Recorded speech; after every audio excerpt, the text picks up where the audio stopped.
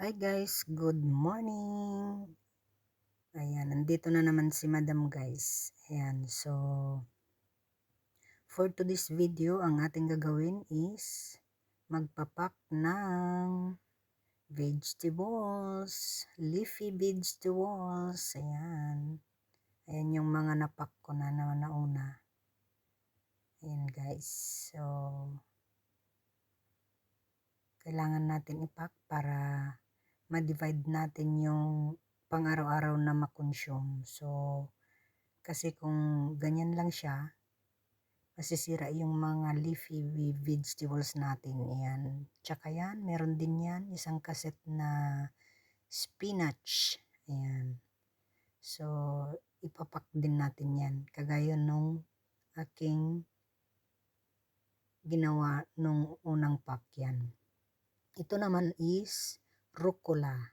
Yan, rucola ang tawag dito sa amin, dito sa Italia. So, meron tayong dalawang cassettes na leafy vegetables. Yan.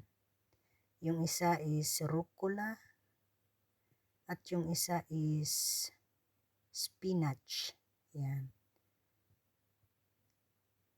Spinach sa amin ang tawag is spinaci.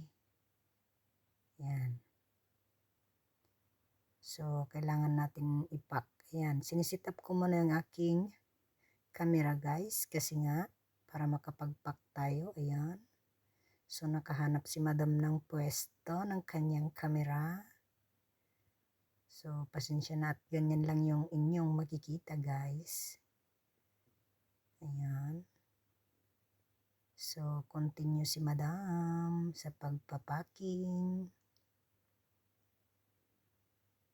Ayan, panoorin lang natin guys. Ayan.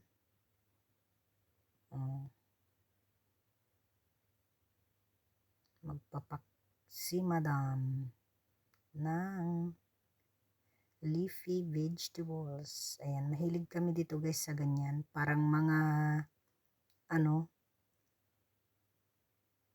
parang yung mga animals na kumakain ng mga damo.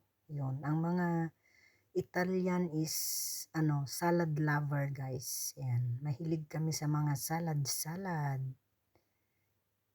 Kaya healthy ang mga kalusugan nila guys dahil mahilig sila sa mga ganyan, mga natural.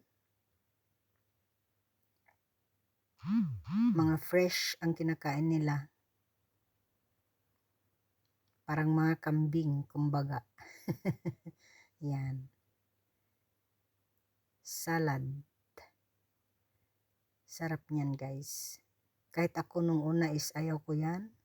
Ngayon is favorite ko na guys. Yan. So, for today's video guys, that's it.